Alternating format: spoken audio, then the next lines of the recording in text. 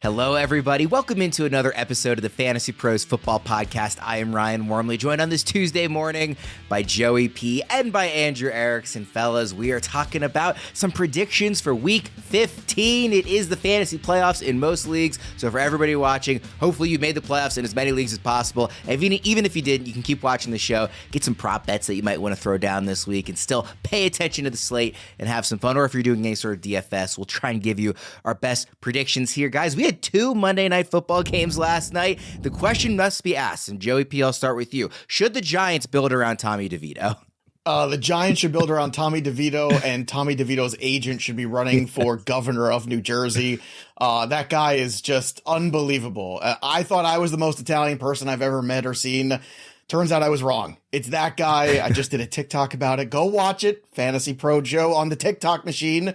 It's on our FP and our PP feeds too. But yeah, you know what? They're having a good time for a team that's going in a bad direction this season. It seems like the season's not lost and they're having some fun. I just wish I had bet both of the underdogs last night, because if you did, you would have made an absolute killing if you put those two things together. But who'd have thought we would have gotten what we got on those Monday nights? Yeah, Erickson, how strange that a guy named Tommy Cutlets winning wasn't even the biggest upset of the night. It was the Titans coming back against the Dolphins from down 2 touchdowns with under 5 minutes to go. Do you have any takeaways from that really major upset? I mean, everything that could have gone wrong for the Dolphins pretty much did. Like, all their players were getting hurt. Their offensive line, they were shifting guys. Tyreek Hill basically didn't play a lot of the first half. I mean, we saw limited parts of him. If anything, it bolstered the case for Tyreek Hill to be the MVP, because the Dolphins couldn't score or move the ball when Tyreek Hill wasn't on the field. So, again, they got a pick six. Like, that was one of their touchdowns in the first half, was a pick six, not their offense actually scoring. So, concerns about the Dolphins as long as Tyreek Hill is okay. We should be good there. But yeah, no, just a crazy Monday night doubleheader. You know, the league's going to look at this and be like, hey, we got to have more double night Monday night football headers if this is the way that things kind of play out. I do wish they would stagger them by like an hour at least. I don't need the 7 o'clock start time, 10 o'clock start time, but I would at least like to not have them both, going to halftime at the same time. Kicking off right at the same moment was not really my favorite. Erickson, how did your predictions last week go? I don't know. What were my predictions last week? I mean, I make so many predictions throughout this week. I do props. I do start sits. So that sounds like somebody who doesn't want to own it. I'll own mine, Ryan. I really don't remember. Hot. I got the under on the Pittsburgh Steelers running backs. Nobody getting near sniffing 50 yards. After that, it was downhill. It was Russell Wilson was good, but not my 300 good. But yeah, it was a disappointing week for my prediction. So I'll take the L. I had some injuries, but I also had some bad performances there. Kamara didn't get at his level where I thought he might get. So unlike Erickson, who all of a sudden can't remember his predictions, I remember really mine. They weren't great. Which one did I talk about? Josh Jacobs on the show? You had the Falcons winning at home, no, which that I know was our you prop missed. show. That was our did prop not show. win at home. No, Yeah. even though Desmond Ridder played really well, they did lose. I mean, we could easily bizarre. look this up. I'm just going to assume that you missed on all of them, and you're looking for a bounce back week 2 here. weeks ago, everybody got injured, and I was like, That's okay, true. well, this is great. That's true. This is fun. Well, let's jump into our Week 15 predictions here. And Erickson, start us off with your number 5. I'm just going to continue to fade running backs that play the Minnesota Vikings. So Joe Mixon, whatever his rushing yards prop is going to be, I'm taking the under, because you can't run the ball on the Minnesota Vikings. Number 1 run defense in terms of rushing yards allowed per game to running backs. One running back this season has 70-plus rushing yards against them. Josh Jacobs got injured against the Vikings, but there was no way he was even going to come close to reaching his rushing yardage prop. So whether this opens around 70 rushing yards, just kind of based on what Mixon's done, because Mixon's been productive the last couple of weeks with Jake Browning playing above expectation, I think that the line's going to open up pretty high, and I'm just going to shoot for the under because I just hate the matchup for Joe Mixon on the ground against the Minnesota Vikings and Brian Flores' defense that is just firing on all cylinders right now. It should be an interesting game on Saturday to watch to see how Jake Browning responds to probably the toughest defense he has faced to date. Yeah, Joe, I want to get your opinion, not just on, the actual prediction of Joe Mixon under 71.5 rushing yards, but on Browning too, because he has been such a revelation the last 2 weeks, even for fantasy managers, but he hasn't faced a defense quite like Minnesota's yet. He hasn't, but at the same time, you got to love what he's done, especially rushing a little bit too. Getting those rushing touchdowns has been enormous for him. He was my favorite DFS quarterback last week on the Betting Pros DFS show that we do on that feed, and he returned value again. The nice thing too is he's looking for Jamar Chase. He's trying to get the ball there, but he started to spread it around a little bit, which I thought was really interesting. I think the Bengals are dangerous because they are playing with house money right now. They have no more expectations, right? Joe Burrow got hurt.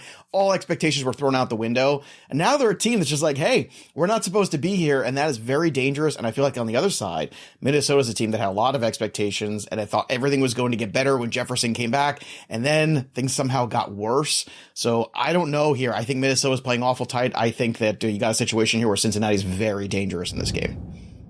Joe, let's stick with you here for your number 5 prediction on the week.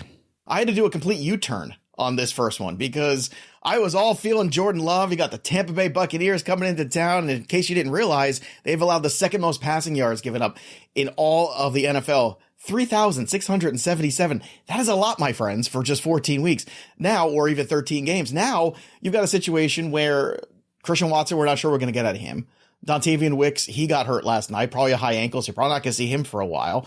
You also had Jaden Reed go into concussion protocol. So the perfect storm now is really descending upon Jordan Love at the worst time, where this is an opportunity you would think where, okay, Jordan Love, great matchup here. The guy had been so good. We can take what we want out of the hiccup of last night's game on Monday Night Football. But now it's a whole different picture. So I would be going under 200 yards passing for this man right now in this game. And the last time that happened was week 7, where he had 180 against a Denver defense on the road. And this game is at home. Like I said, this was something where I was looking for Jordan Love to have a huge game. And now I'm going to go the exact opposite. So in the prop market, I imagine this number maybe come out probably around 230.5, which I think is way too high. So I would go under that one. It might even come out particularly maybe at 215.5 if people are really fading with all these receivers being hurt, because now you're not giving him enough weapons to really work this offense. And although Tampa has struggled in that secondary, Tampa, I think, can still do enough defensively to hang in this game. So Jordan Love's value, I think, week over week in just 24 hours has really changed dramatically. Erickson, what do you make of the Green Bay offense here? Not just in this matchup, but the current state of it being as banged up as it is. Play Tucker Kraft. That's the move. Tampa Bay can't stop tight ends. You're looking for a tight end streamer this week. Tucker Kraft's your guy. If all these receivers are hurt, where's the ball going to go? You know who led the team in receiving yards, even though he only had 4 targets? Tucker Kraft. Jaden Reed had 12 targets, but was getting dump-offs left and right. Tucker Kraft was the guy that made the big plays down the field, and unfortunately, I hate to say it, but like Romeo Doubs, I know that he's super inconsistent and he has stone hands, but if he's going to be out there running 100% of the routes against a pretty bad Buccaneers defense, he's going to get targets and he's going to get opportunities to put up fantasy points. So a lot of people have soured on Doubs, me, myself included, but if there's no Watson, there's no Reed, he's the next man up, and he has been one of Jordan Love's favorite targets in the red zone. It feels so wrong that these two teams are both currently in the playoffs in the NFC right now. I mean, they're both under 500. Obviously, the NFC South Division champ is just going to be what it is, whoever it ends up being. But Green Bay is in as a wild card despite being under 500. That is insane. Who do you think comes out? The thing that's funny about it, too, is they're going to host the Cowboys, whatever team is going to just host Dallas probably, and they're just going to get killed because Dallas is going to be 10-point road favorites against the winner of the NFC South. Yeah, it's wild. Who do you think is going to be the last couple of teams in, Joe, in the NFC? NFC is trickier, and I feel like every week it changes because now you're looking at a scenario, as you said, okay, all these injuries that have happened. I thought Green Bay actually, I think, hey, you're going to go out there, handle your business against the Giants. Yeah. Now we're starting to push up, right? We're trying to get the Atlanta Falcons to handle their business, right? And they lose a home game there that they should not lose to the Tampa Bay Buccaneers, and now they got to go on the road this week, and that's not been a good special sauce for them. So it is so wide open. It's funny, though, because you have the NFC, which is very top-heavy. You have the big three, in my opinion. You have Dallas, you have the 49ers, and you have the Eagles. And they are on a tier into themselves. The rest of that NFC is kind of a cluster, and then the AFC is one giant cluster, and we asked ourselves on the Betting Pro show yesterday, is Miami that team? Can they finally start beating teams that are better than them? And after last night, I think we can answer the question. Miami's not that team either. So somebody's going to get hot. Sam brought up Cleveland at 35-1 to win. And I think that's a really interesting one because if they get hot with that defense and Joe Flacco and they start to believe, who knows, maybe Cleveland could run the table of all teams. Flacco's won a few road playoff games in his day. I was cheering on all of them. It is hard to believe we're here in Week 15, this deep in the NFL season. We've got to make every second count. With DraftKings Sportsbook, you can make the most out of every game day. Bet on your favorite teams for a shot at winning big bucks. New customers can score 150 instantly in bonus bets for betting 5 on any matchup. We are at the time of year where we've got some Saturday games to watch this week, plus a couple of standout games as always on Sunday. This week finishes particularly strong with Cowboys-Bills Sunday afternoon, Ravens-Jaguars Sunday night, and Eagles-Seahawks on Monday Night Football. DraftKings has Dallas getting 1.5 on the road in Buffalo in what should be the game of the week. It's also tied for the highest total at 48.5. However you plan to bet that one, get in on the action with DraftKings Sportsbook, an official sports betting partner of the NFL. Download the app now and use code FANTASYPROS. New customers can score 150 instantly in bonus bets for betting just $5 on the NFL, only on DraftKings Sportsbook with code FANTASYPROS. The crown is yours. Erickson, give me your number 4 prediction.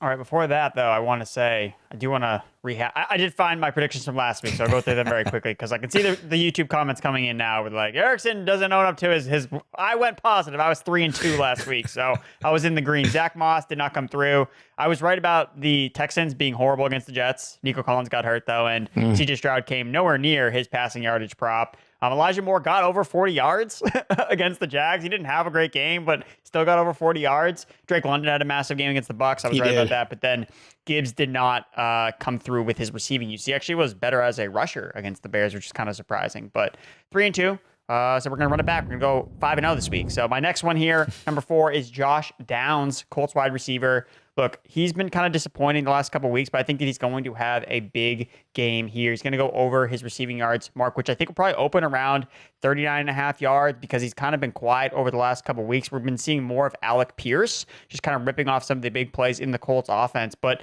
the one thing I know about when you face the Steelers defense, even we saw it last week, Juju Smith-Schuster had a big game because he's a slot receiver against the Steelers. The Steelers are the worst team in terms of allowing points to slot receivers, 4th most fantasy points allowed to slot receivers versus 4th fewest points allowed to perimeter receivers. So again, they're very strong on the boundary. Joey Porter Jr. is balling out, but inside in the slot, that's where they can be attacked. I think that Shane Steichen is going to take advantage of that with Josh Downs. So I think that he's going to have a big game here. So I know that we've kind of soured on him the last couple of weeks. He hasn't put up the production, but you know, it was only a few weeks ago that he was matching Michael Pittman in terms of seeing a ton of targets in this offense. So I like Josh Downs to bounce back here and be a top 24 wide receiver in Week 15. Joe, where do you have Josh Downs, or where do you think you'll have him ranked by the time we get to the end of the week? In the expert consensus, he's way down. He's wide receiver 41. It's still extremely early in the week, so that will probably change a bit, but Erickson obviously going to be above consensus.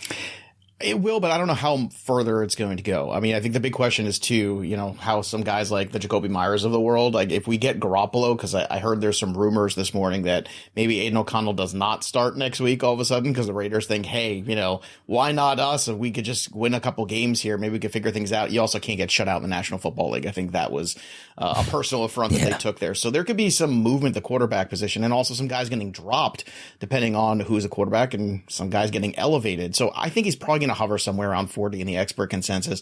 I don't see him getting over guys necessarily like T. Higgins or even Odell Beckham, but I could see him scratching that wide receiver 3 territory. But Pittman's still that guy for me. And Pittman's one of these investments I think will look next year. And with Anthony Richardson, we're all going to be very excited to see Michael Pittman and what he could do. Let's stick with you, Joe, for your next prediction.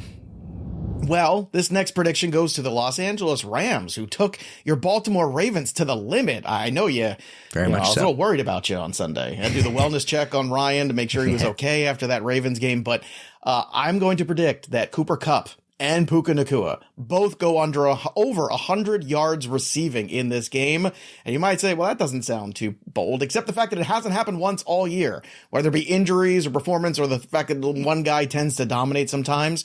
But the reason being for this is twofold. Number one, they're getting the Washington Commanders, and the Commanders are dreadful against the pass. 4th most passing yards allowed this year, over 3,600 already. And if you're looking right now at I think any of the film that you saw last week from Matthew Stafford, to me, that was the best he looked all year. He looked healthy. He looked spot on. He was amazing. Kupp, he did. He really was. It was like vintage Matthew Stafford. Yeah. So I'm looking at this Washington defense, and not only is the secondary bad, but when you don't have Chase Young or Montez Sweat or any of those guys attacking the quarterback, Now you're giving Stafford a lot of time in the pocket, and I think he's going to absolutely pick them apart, and I think you have a huge coaching advantage, too, with McVay over Ron Rivera and what they've got right now. So to me, I think this is a huge potential game for the Rams. You can be betting the individual team total, I think, over whatever it ends up being posted as, even if it's as high as something like, 24 or something like that. I think you might want to go even over that. But the individuals, I imagine we're going to get Kupp somewhere around 80.5. Probably the anytime touchdown, somewhere around plus 110. I think it's going to be a low number. It could even be minus, but I would still bet it anyway, and I would pair it with the over in the receiving. And with Puka, his number is going to be always less than Kupp, but that makes it even better to invest in. So his will probably be somewhere around 70.5, somewhere in that range, give or take a few yards. His touchdown equity, I think, will be a better number too, plus 175, maybe even plus 200 in some spots. You might get it at. And then Stafford, 260.5. I would go over on his passing yards. I think this is going to be a huge day for Stafford and the Rams, and I think you can make a lot of money off this one. I was really surprised your nugget that has not happened once this season. It feels like we've had all these great, Kupp has obviously had his ups and downs, started off hot when he came back from the injury, then was down for a while, been getting better recently. Puka's been great for most of the year. I was shocked that they haven't both gone over 100 in the same game yet this season.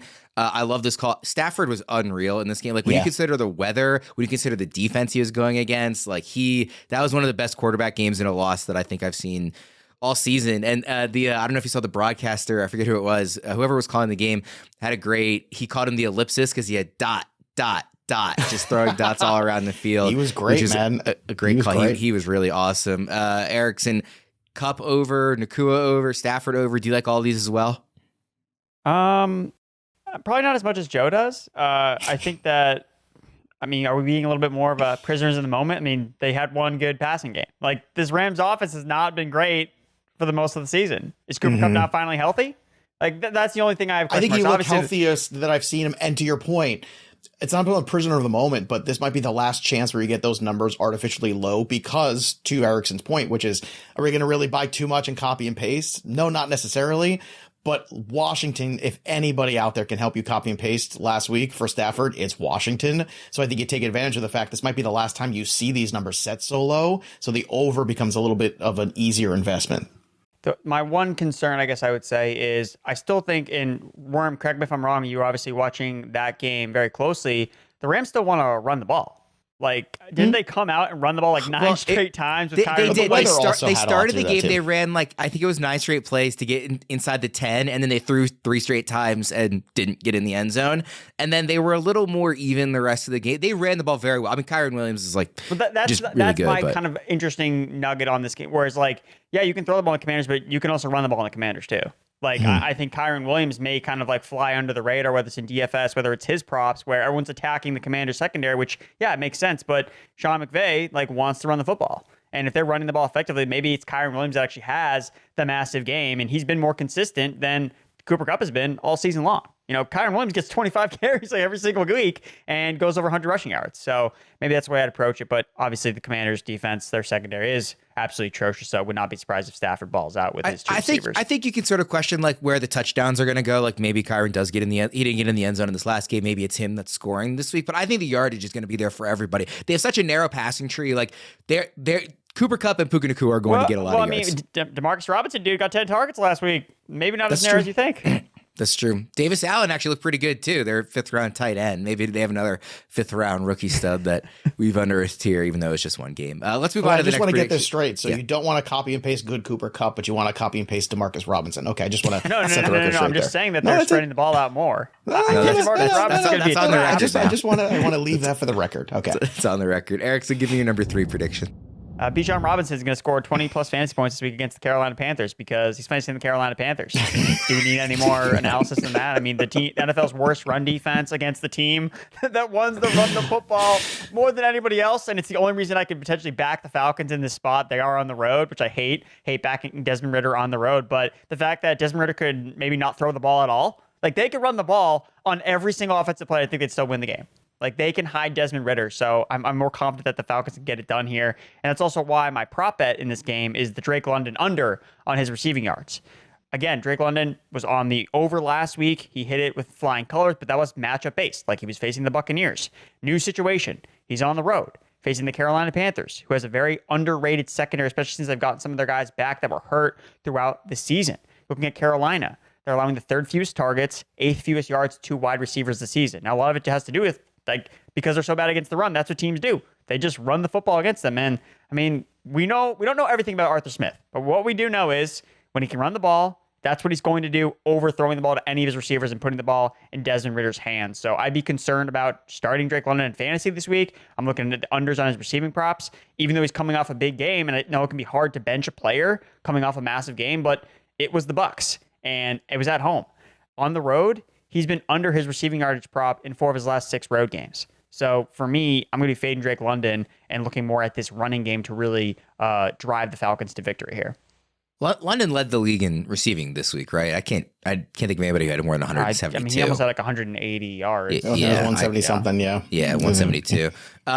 There's actually a lot of good running backs with like at the top of their rankings with really good matchups this week. Like CMC is facing Arizona, Alvin Kamara is facing the Giants, Kyron Williams facing the Commanders. So where do you have Bijan ranked, Erickson? Like, I mean, it's just for fun. You're starting him anyway if you have him, but I'm curious kind of how aggressively you're going to be on him compared to consensus. He's RB4 in consensus. I mean, I'm probably in that range. I haven't done my initial week 15 rankings yet, so we'll see where he stacks up. Maybe I'll put him ahead of Kamara just because I just don't like the Saints offense and I would rather just bet on Bijan. And Bijan's getting more red zone work. Like they're not using Tyler Algier nearly as much in the red zone. So if he's going to find that way to find and capitalize on some touchdowns, I think that this is the spot against the Carolina Panthers. So Joe, is Bijan going over 20 fantasy points? Yes or no? Yeah, I think he is. And Carolina is just dreadful. But to Erickson's point, I mean, the dreadful numbers don't end with Desmond Ridder on the road just because he had a good game at home last week. So that'll be interesting to see. Does he take any confidence? Does he take anything? You saw him running a lot more too and getting out of the pocket, which is something in Cincinnati you saw him do. So I think that's an interesting version of Desmond Ridder that we haven't quite seen at the NFL level. So could this be the turning point game where all of a sudden the confidence builds and then he carries it with him on the road against Carolina? Maybe. But in terms of investing this week, I think it's probably safer to go where Erickson is, which is probably going very heavy in all your investments on Bijan and probably going lighter on Drake London, because I think the prisoner of the moment folks will try to chase what happened last week with London, and that could be a very dangerous chasing game. Joe, stick with you for your next prediction. All right, the next one has to do with Justin Fields. Now, Justin Fields is still ranked very highly this week on my board and everybody's board, but he is facing the Cleveland Browns in Cleveland. And I was somebody very gung-ho last week on all the shows talking about the upset of, the Detroit Lions in Chicago. So if you bet that, you did pretty well last week. But this week, I'm a little concerned here. He's going up against a Cleveland Browns offense that has allowed the fewest passing yards of any team, 2,335.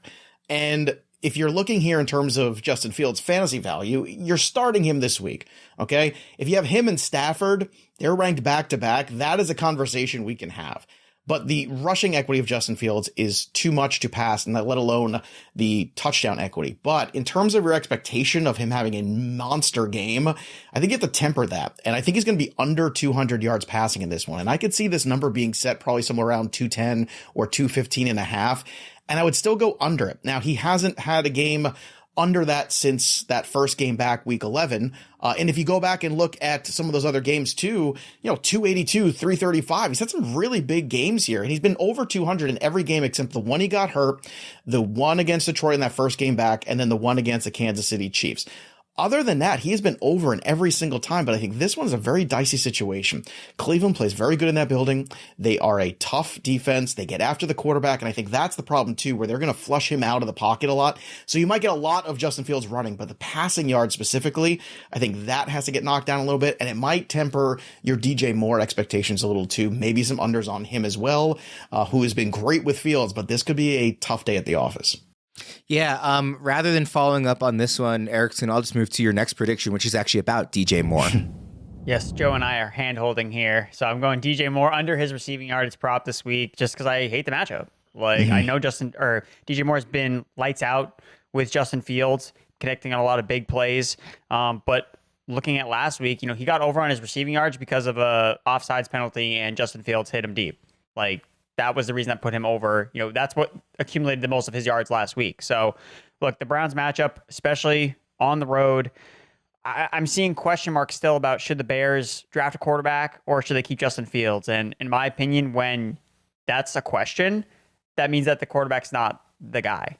You should have zero question marks or zero hesitation about your quarterback. And if you do, then he's probably not the guy you want to invest in the long term. And I think that this Browns game is going to be another reason why the Bears ultimately move on from Justin Fields, because I don't think that he's going to rise to the occasion, especially against just such a tough defense. We saw him play the Vikings a couple weeks ago, and he was horrible. Like, he could not get it done. So I think he's going to be using his legs more, as he tends to do when he can't deliver the throws. And I think DJ Moore is going to struggle as a result on the road. Just looking at the Browns secondary, defense has held wide receivers to the fewest receiving yards per game this season. So I think this is a down game for DJ Moore. Yeah. First of all, on the in terms of them, kind of moving on from Fields, I'd be really interested to see Fields with a better coaching staff, with, let's say, Marvin Harrison and Joe Alt, like adding a top offensive tackle and a top wide receiver. Plus, you still have DJ Moore, plus a better coaching staff. I just think the fact that you get the rookie contract with, a Caleb Williams or Drake May or whatever is like enough of a reason to but you move have to on. restart. See, that's the problem, is you got to restart, you got to develop, and then you have to have the right coaching staff to develop that quarterback. Yeah. And I don't know if they do necessarily. So, or where that other coach is coming from, unless you go hire an Eric Bieniemy or somebody like that this offseason. But I think if you give him Harrison and another offensive lineman for protection, this defense has really come around. Sweat has been a revelation for them. He's been getting to the quarterback. Brisker's a terrific player. You could be competitive, especially if you're looking at that North right now. Minnesota, I think, obviously has had its issues this year. Green Bay is still a team that is up and down, and the Detroit Lions maybe are not the juggernaut people thought they were. Yeah, no, I'm torn. I could make a justifiable case either way, but I think there is a case to be made for keeping Fields and adding two elite players around him. Part of the problem too is Eberflus has turned the defense around. So the question is, maybe they don't move on from him, but I think you need to hire an offensive coach for whoever the quarterback is, whether it's who Fields stays? So who stays? Eberflus or Fields? Like, I think deal, both, or like, and they hire a different coordinator, perhaps. I think most likely scenario is either both or neither. I don't think just one of them will stay, but that's You're probably right. That's just a guess. Quickly on DJ Moore, he has been amazing in every game that Fields has been healthy. Like, he's gone over basically like 20 fantasy points in PPR every week that Fields has been healthy. So Erickson, like, I know obviously the matchup is not great, but like, he's been so good that even if he comes down a little, he's still startable, right? Or are you like trying to get off of him?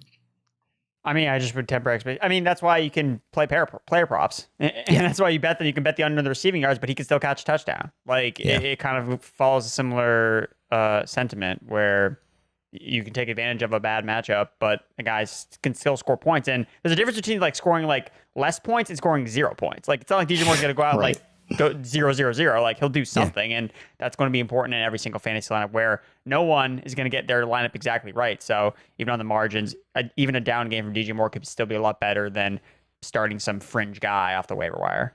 Joe, give me your number 2 prediction for the week.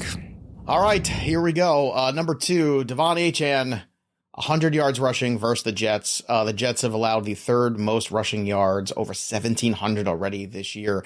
And I think you're going to get a nice number here set by the books, because he's coming off a down game, but that's against the Tennessee Titans. Tennessee Titans are great against the run. You saw them trying to get Achane going. They were not able to do that. They've tried to get him the outside, and look, they did a great job. Give the Tennessee Titans defense a lot of credit. They are very physical up front, and they get after it, and they play sideline to sideline. However, if you just go back and look a week ago, in his first game back, he had 17 carries for 73 yards. And if Tyreek Hill is not 100%, right, there's a good chance you're going to have to lean on this run game with Mostert and Achane. So if that indeed becomes the case, this could be another huge day for Devon Achane. And I'm also not copying and pasting the Zach Wilson incredible performance that we got last week. I don't know if that travels to Miami, but this is a game where Miami really has to win. Like, and you know, you hate saying must win, all these things, but it is. It's a must win here. You beat the Jets, you get back on track in that playoff race. And I think that they are going to find clever ways to get this man the football. But in terms of that rushing equity, he has got that in spades. And you know, he is a very dangerous, explosive player. And you know, the strength of the Jets is that secondary. So let's beat the Jets where they're weakest, which is up front. And I think you're going to see a lot of Mostert and a lot of Achane. I would bet both of them. In terms of like the Achane's number, it could be as high as 75.5. It could even be as low as 70.5. But you could even bet the alternate line all the way up to 100 if you want to get some plus money on that. So you could take it at the 70 plus, 80 plus, 90 plus. And if you're really feeling lucky, the 100 plus, and add that touchdown in there too. And you could have a really good investment day on Achane. But I think he is a guy. Don't be worried about what you saw last week. You start him in your playoff matchups this week and you go for it against the Jets. I'm so curious to see what this Dolphins offense looks like in the fantasy playoffs. They go Jets, Cowboys, at Ravens. Not easy matchups, but exploitable in specific ways. So how this offense adjusts week to week, I think is going to be really fascinating. Achane is such a tough guy for me to really put my finger on in terms of ranking him, because obviously everybody knows the upside just in terms of touchdowns and explosive plays and everything you would want out of a fantasy running back. But he also has been injured so much and then wasn't very great last week. His current ECR, again, it's early in the week, is RB17 for the week. Erickson, does that sound too high, too low, just right? I know you haven't done your initial rankings yet, but where do you think you'll have him ended up? I think it sounds right. I mean, I think for this week, I'm probably going to rank him behind Raheem Mostert, because Raheem Mostert is the guy that they prefer to use on early down. Like, you want Achane in the games where the Dolphins are trailing, like, because he's the guy they're using more in the passing game. He had 9 targets against the Titans. Raheem Mostert had 1. So that's really where you get him out in space, and no one's complaining about him, especially in fantasy points, if he catches that touchdown from Tua on that downfield throw. Like, if he catches it, he's going to rip off like whatever, an 80-yard touchdown, and no one's going to be complaining. So it's the receiving usage, I think, that's key. And I think you're going to see more of that probably against Dallas, against Baltimore versus the Jets, which probably will be more of a slog than a projected shootout. Quick reminder for everyone to download the free Betting Pros app for iOS and Android. With the app, you can use Sportsbook Sync to automatically track your bets across all major sportsbooks conveniently in one spot. Easily track your best performance by sport and bet type, including game picks, props, and parlays. Get personalized bet recommendations tailored to your interests. Again, that's with the free Betting Pros app for iOS and Android. Let's move now to Erickson's top prediction for the week, which also happens to be our Uber Eats prediction we'd almost guarantee. Erickson, what do you got?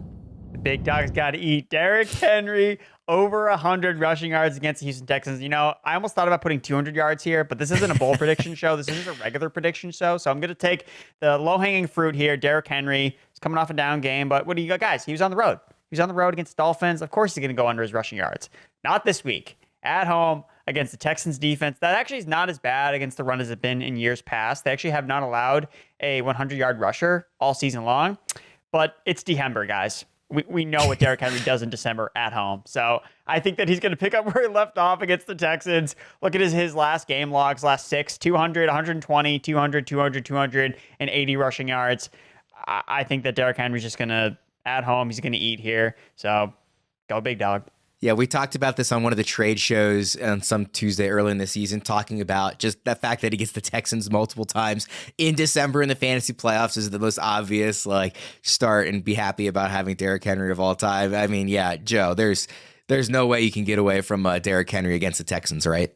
No, absolutely not. And depending on what the health of is the collective Texans, I hate to feel like this, but it feels a little bit like the Texans are starting to fall apart and Cinderella's glass slipper has broken off, and the carriage is a pumpkin again and all that crazy stuff. But I'll say this: if you're not going to get Stroud in that game, and we all know there's like a 20% chance that he plays with most of these guys in terms of the concussion protocol, and Nico Collins is hurt, if Tank Dell anymore, like this could be a very, very good day for Derrick Henry potentially and running out clock. So I would not overreact to the low yardage total from last night. Instead, I would point to the fact that he's got 2 touchdowns in 3 straight games. That, my friends, is where the fantasy points are coming from. Here's a prediction from me. The food you've been craving can be delivered to your door through Uber Eats. Get food from your favorite restaurants, plus groceries and other essentials delivered straight to your front door with Uber Eats. This football season, stay planted on your couch and get anything, almost anything you need for game day by ordering on the Uber Eats app. Uber Eats, the official on-demand delivery partner of the NFL. Order now. Alcohol in select markets. Product availability may vary by region. See app for details. Joe, take us home with your number 1 prediction. All right. It gets predictions, but maybe we'll have to be bold too. Maybe we'll do a double dip here. Christian McCaffrey, 150 rushing yards versus the Arizona Cardinals. The Arizona Cardinals are coming off a bye, but they are still a very, very bad rushing defense. The second worst in the league. They've given up 1,800 yards already, if you can believe it, on the ground. And Christian McCaffrey has just looked fantastic. This 49er team is absolutely rolling. Now, he has had one 150-yard rushing game all year, and it was in week 1. He had 145 last week, so obviously very busy, breaking some big runs last week, especially early in that game. But fortune favors the bold. Or at least that's what Matt Damon told me when he was trying to sell me cryptocurrency a few years ago. So let's say he has a shot for 175. I don't want to go to 200. That's crazy. But I think this is what you do here. You are somebody that are paying up for him in DFS this week. If you're out of fantasy playoffs and you're looking for some action, he is your cash game guy. It's going to be expensive. Last week on FanDuel, he was $10,500. But there are ways to make it work. There's going to be some good wide receivers, tight ends, and even quarterbacks you can pivot down to. I imagine this number is going to set at least at 105.5. It could even be as high as 115.5, depending on how it gets bet early. But again, I would be looking for the alt lines all the way up to 150. I think you can get up to that 150 mark with him. And that's the only way to make value on him because everything is so minus and heavily juiced when it comes to McCaffrey. For a single touchdown, forget it. The juice is insane. It's going to be minus 2 something. So you don't even want to touch that. So what you have to do is look for 2 touchdowns. Anytime. Now that you could probably get anywhere from 2 to 3 to 1 potentially on certain sites. And the first touchdown, you'll probably get something maybe in the 2 to 300 range too on the plus side again. So that's the way you make money with McCaffrey. You got to be specific. You got to buy in bulk and you got to be bold if you're going to go up there and get in the plus money because everything with McCaffrey is so heavily juiced. But in this matchup against the Cardinals, I don't see how it does not come to fruition. So McCaffrey's going to have a monstrous day, but not just a normal McCaffrey monster day. We're talking the upside for even 200 yards, but I think 170, that range could be attainable. It could be a magical day for McCaffrey.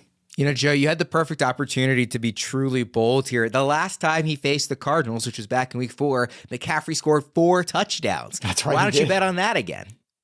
Well, I did say the multiples, so I think the multiples is a good one.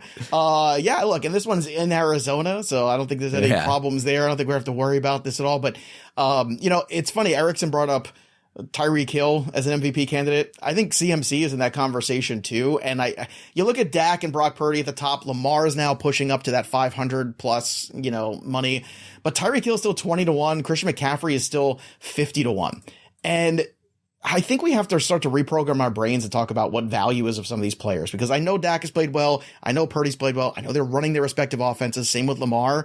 But if you take McCaffrey away from the 49ers, I think that's a very dangerous thing. If you take Tyreek Hill away from the Miami Dolphins, what do they look like? Obviously, we got that answer, and it was pretty stunning. So I'd like to see those guys pushed to the forefront of that conversation in the next few years. Yeah, Joe, I'm glad that you mentioned the game log, by the way, just on McCaffrey's rushing yards, because at first I was like, this isn't that bold of a prediction, but he has only done it once, like you said, not since week 1. In fact, he only has 5 games on the season over 100 rushing yards at all, let alone 150, and 3 of those came in the first 4 weeks. Now he gets so much work, in the end zone. He scores touchdowns for fantasy managers every week. He gets so much work in the passing game. So it's not like he's hurt fantasy managers, obviously, but it is interesting that the rushing yards specifically, he does have in 2 of the last 3 weeks, but prior to that, it hadn't been since week 4 he'd even gotten into the triple digits. What do you think about this prop, Erickson? How aggressive are you going on CMC? I mean, I like the over. I've already bet some early stuff on McCaffrey in terms of his rushing yardage. Again, it's so fun with the 49ers because it's like, which overs do I want to bet on this week? Because they're going to go over, just trying to pin which guy goes over. And the last couple of weeks, it's really been everybody. And why can't it be everybody again? And, with the matchup against the Cardinals, you look at the Cardinals at home this year, 6-0 towards the over. So I think we're going to get some pushback from the Cardinals side of their offense, which is going to increase the output for the 49ers offense. So I like all the overs in this game in the desert. It's a shootout. So sign me up. By the way, Christian McCaffrey, 145 yards last week, his 3rd worst game by fantasy points this season. 3rd worst, and he had 145 yards on the ground. What an absolute legend. We will get out of there on that. Thank you, everybody, for tuning in. Again, if you did make the fantasy playoffs, good luck this week. Also, good luck on all of your prop bets. Hopefully, we were able to help you out there. For Erickson and Joey P, I'm Ryan Wormeli. We'll see everybody again next week.